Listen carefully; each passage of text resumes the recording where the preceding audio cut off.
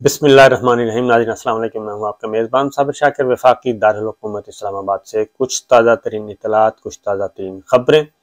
तो सबसे पहली ख़बर तो यही है, अक़वाम मुत्तहिदा जनरल असम्बली का इजलास चल रहा है। वहाँ पे आलमी रहनुमा जो हैं वो अहम नौइयत की स्ट्रेटेजिक मुलाकातें कर रहे हैं और अपने मसाइल और अपनी खारजा पॉलिसी को फ़रोग़ दे रहे हैं।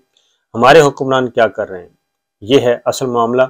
हमारे हुक्मरान कुछ मुलाकातें कर रहे हैं और उन मुलाकातों में कुछ चेहरे जो हैं वो नकाब पोश हैं। उन्होंने अपनी शनाख्त छुपाई हुई है, जानबूझकर किया हुआ है ये, क्योंकि अगर वो अपनी शनाख्त ज़ाहिर करते हैं तो फिर वो जो RCO वाला खेल है वो सारे का सारा खुल के सामने आ जाएगा और चीज़ें आगे बढ़ रही हैं। और उसमें अहम जो ख़ास तौर पे अमरीकी हुक्काम से मुलाकातें हुई हैं, फिर फ्रांस के सदर से मुलाकात हुई है और माजी में क्या क्या कहा जाता रहा, ये आपसे कुछ शेयर करता हूँ। क्योंकि इमरान खान के ख़िलाफ़ एक चार्ज शीट में एक ये भी था, हमें बताया जाता था, कभी ड्राइंग रूम में, कभी कॉन्फ्रेंस रूम में, कभी मीटिंग रूम में बताया जाता था, कभी कमेटी रूम में ये बताया जाता था इंटरेक्शन के दौरान कि इमरान खान जो है जी वो यूरोप का दौरा नहीं करते, यूरोपीय ममालिक का दौरा नहीं करते, यूरोपियन ममालिक के सरबराहान से नहीं मिलते और उनको मिलना चाहिए। वज़ीर आज़म इमरान खान हैं, वज़ीर ख़ारजा शाह महमूद कुरैशी साहब हैं और जो डायरेक्शन है, डिक्टेशन कहीं और से आती थी। तो इमरान खान साहब से जब हम पूछते थे तो वो कहते थे कि कोई काम हो, यानी कि कोई कंस्ट्रक्टिव काम हो तो फिर तो मिला जाए, और सिर्फ चापलूसी और सिर्फ हैंडशेक के लिए टैक्स पेयर्स के पैसों पे दौरे करना और उसका हासिल भी कुछ ना होना, ना पाकिस्तान को कुछ होना, ना पाकिस्तान की आवाम को कुछ होना, तो मैं ऐसी मुलाकातें या ऐसे दौरे करके क्या करूँगा। इसलिए उन्होंने कहा कि पहले हमने अपने आप को मजबूत करना है और फिर हम मिलेंगे। मैं बिल्कुल मिलूँगा। तो इसलिए उन्होंने पहले साल UN जनरल असम्बली नहीं गए थे, और इसलिए नहीं गए थे तो उस वक्त भी बहुत कहा जाता रहा कि जी आप जाएँ, आप जाके अमरीकी हुक्काम से मिलें, आप उनसे मिलें। तो उन्होंने पहले साल भेजा था शाह महमूद कुरैशी साहब को, वज़ीर ख़ारजा, वो गए थे और उन्होंने पाकिस्तान की नुमाइंदगी की थी। उन्होंने कहा एक तकरीर ही तो करनी है, और एक तकरीर, क्योंकि मुझे उन्होंने कहा जुमा 8 दिन हुए, अगस्त में उनकी गवर्नमेंट बनी थी, सितंबर में UN जनरल असम्बली का सेशन आ गया था। तो उन्होंने कहा मैं तकरीर करके, एक तकरीर के लिए करोड़ों रुपया खर्च करूं और इतना भारी भरकम डेलीगेशन लेके जाऊं, लिहाजा वो ऐसा उन्होंने नहीं किया था। और फिर अगले साल वो गए थे जब बाकायदा तौर पे उनको इनविटेशन आया था अमरीकी सदर का, प्रेसिडेंट ट्रंप का जब आया था तब गए थे। तो फिर सारे गए थे, उसमें बाकी भी हमारी फौजी क़यादत भी थी, मौजूदा जो है जनरल फैज़ साहब थे, जनरल कमर जावेद बाजवा साहब से। तो वो एक कोर्स में फिर कश्मीर का मामला और बहुत अच्छे तरीके से और दो तरफा मामला उठाए गए थे, लेकिन उसके बाद उनकी गवर्नमेंट ख़त्म हो गई, वो अगला इलेक्शन हार गए। बहरहाल तो मुलाकातें हुई हैं जी। मुलाकात फ्रांस के सदर से भी हुई। आपको मालूम है कि फ्रांस के सदर के ख़िलाफ़ ख़त लिखे थे पाकिस्तान के वज़ीर आज़म इमरान खान ने, और वो लिखे थे क्योंकि उन्होंने जो इस्लामोफोबिया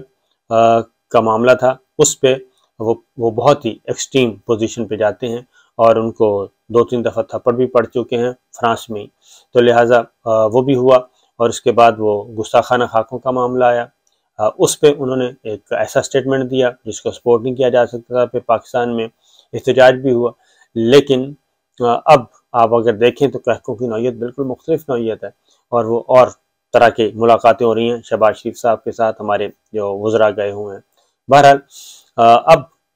जो है दूसरी मुलाकात वहाँ पे हमने देखी कि उसमें अमरीकी वफद है, उसमें मुलाकात हुई है। वह हमारे शहबाज शरीफ साहब हैं, बिलावल भुट्टो हैं, ख्वाजा आसिफ साहब हैं, और दूसरी जानिब जो बैठे हैं जॉन कैरी हैं, उनका चेहरा बिल्कुल नुमायाँ है। साथ बैठे हैं डोनाल्ड लू, और डोनाल्ड लू आपको मालूम है कि बहुत अहम किरदार है, और डोनाल्ड लू ने ही हमारे एम्बेसडर के साथ खाना खाया था और उनके साथ बैठ के फिर वो सारा साइफर का मामला जो है वो सारे की सारी डोनाल्ड लू की गुफ्तगू थी। तो डोनाल्ड लू फर्स्ट टाइम पाकिस्तान के साथ जो डेलीगेशन पाकिस्तान के साथ मुलाकात हुई अमरीकी हुकाम की वहाँ पे, तो उसमें डोनाल्ड लू भी हैं, फिर साथ एक और साहब बैठे हैं, उन्होंने भी अपना चेहरा छुपाया हुआ है, उनकी शनाख्त भी। तो ये सारी मामला हो रहे हैं, तस्वीरें छप रही हैं, सोशल मीडिया पे चल रही हैं और बाकायदा तौर पे लोग सर्कल कर रहे हैं। तो ये है تاکہ وہ RCO جو ہے رجیم چینج والا معاملہ ہے وہ آگے بڑھ رہا ہے۔ اگر سمپل سی بات ہے، اگر اس میں کوئی حقیقت نہیں ہے تو پھر تو چہرے چھپانے کی ضرورت نہیں تھی، پھر اوپنلی ملاقات کی جاتی اور کوئی مسئلہ نہیں، کیونکہ کووڈ تو ہے نہیں ہے، وہ ختم ہو گیا ہے، کووڈ والا معاملہ SOPs ختم ہو گئے ہیں۔ باقی سارا ڈیلیگیشن جو ہے وہ بغیر ماسک کے ہے، صرف 2 چہرے ہیں ایسے جو ماسک کے ساتھ ہیں۔ پھر آپ نے ایک اور بھی خبر دی تھی، میں نے کہا اسرائیل کے وفد، اسرائیل میں پہنچا ہوا ہمارا وفد، وہ بھی ملاقاتیں کر رہا ہے، وہ بھی حالانکہ چارج شیٹ عمران خان صاحب کے خلاف تھی اور اندر سے نکلا کوئی اور، یہ سارے جو تانے بانے یہ کوئی اور ہلا رہا ہے، جو چاہتا ہے کہ ہمارے اس طرف معاملات جو ہیں وہ بہت جلدی سے جلدی صحیح ہو جائیں، بس جلدی سے جلدی فوراً سے فوراً ہو جائیں۔ تو یہ چیزیں بھی چل رہی ہیں۔ اسلام آباد میں جی ایک پہنچا ہوا ہے، کسانوں کا احتجاج ہو رہا ہے اور وہ رفنان پارک میں اس وقت وہ بھی آہستہ آہستہ اسلام آباد کی طرف بڑھ رہے ہیں۔ تو عمران خان صاحب نے ابھی تک کال نہیں دی، ابھی سوچا جا رہا ہے، اور سوچنے کے دوران ہی اس وقت اسلام آباد میں ایمرجنسی نافذ ہوئی ہے، دفعہ 144 نافذ کر دیا گیا اور کوئی 30,000 کے قریب صوبوں سے نفری مانگ لی گئی ہے۔ اور صوبے کون سے ہیں؟ خیبر پختونخوا ہے، پنجاب ہے، تو اب دیکھتے ہیں پنجاب اور خیبر پختونخوا کیا کرتے ہیں، ورنہ سندھ سے نفری آنی پڑے گی یا پھر رینجز پہ انحصار کرنا پڑے گا، اور خندقیں کھودی جا رہی ہیں۔ آپ اندازہ کریں کہ اسلام آباد کے داخلی راستوں پہ خندقیں کھودی جا رہی ہیں تاکہ کوئی آ نہ سکے، اور اسلام آباد کو سیل کیا جا رہا ہے۔ یہ ہے اس وقت، حالانکہ کہا جاتا تھا کہ وہ ہم نے دھونی دینی ہے اور کوئی اضافی آنسو گیس کے شیل اور اس طرح کی چیزیں بھی اکٹھی کی جا رہی ہیں، ڈرون ٹیکنالوجی استعمال کرنے کی بات کی جا رہی ہے۔ تو بہرحال کھیل جو ہے وہ کافی ایگریسو ہو رہا ہے، اور ستمبر کے آخری دنوں میں یا پھر اکتوبر کے پہلے ہفتے میں اس سے پہلے ایک اور کام ہونا ہے جی، اور وہ ہے ملاقاتیں شروع کر دی گئی ہیں پاکستان تحریک انصاف نے حکمراں اتحاد میں شامل جماعتوں سے، جو کہ ان کے بھی اتحادی تھے ماضی میں، لہٰذا ان سے بات کی جا رہی ہے کہ بہت ہو گیا، پاکستان کی اکانومی کا انہوں نے ستیہ ناش کر دیا ہے، معیشت کا ستیہ ناش کر دیا، بجائے اس کے کہ مزید رسوا ہوا جائے، حکومت سے نکلیں اور نئے انتخابات کی طرف بڑھیں، اور اس میں اگر یہ کامیاب ہو جاتا ہے معاملہ تو پھر ہوگا پریزیڈنٹ آف پاکستان کا کردار آ جائے گا، اور وہ کہیں گے شہباز شریف صاحب کو کہ جناب آپ اعتماد کا ووٹ لیں، اور اعتماد کا ووٹ اگر نہیں لیا جائے گا تو پھر ظاہر ہے حکومت خود بخود ہی ختم ہو جائے گی۔ تو یہ معاملہ بھی چل رہا ہے، اور پاکستان تحریک انصاف کی آج سپریم کورٹ میں ایک اپلیکیشن تھی، پٹیشن تھی، اور وہ یہ تھی کہ استعفے جو ہیں وہ قبول نہیں کیے جا رہے، منظور نہیں کیے جا رہے اسپیکر کی طرف سے۔ قاسم خان سوری منظور کر چکے ہیں، لیکن راجہ پرویز اشرف صاحب اس کو پروسیس کو آگے نہیں بڑھا رہے، اور ان کا نوٹیفیکیشن نہیں ہو رہا، اور قسطوں میں استعفے۔ تو حیرت انگیز طور پہ آج PTI کے وکیل فیصل چودھری صاحب جو ہیں وہ لیٹ پہنچے، اور انہوں نے عدالت سے کہا کہ اس کو آپ مؤخر کر دیں کل تک کے لیے۔ تو وہ سماعت کل تک کے لیے مؤخر ہو گئی ہے، اور اس پہ ہوگا کہ کیا واقعی پاکستان تحریک انصاف اس پیٹیشن کو پرسو کرے گی یا پھر اس پیٹیشن کو واپس لے لے گی، اور اگر واپس لیتی ہے تو اس کا مطلب ہوگا، اگر تو پرسو کرتی ہے تو بڑا کلیئر ہے، اگر واپس لے لیتی ہے تو پھر بڑا کلیئر ہوگا کہ پاکستان تحریک انصاف جو ہے وہ پھر قومی اسمبلی میں پہنچ جائے گی، اور قومی اسمبلی میں پہنچ کے تحریک عدم اعتماد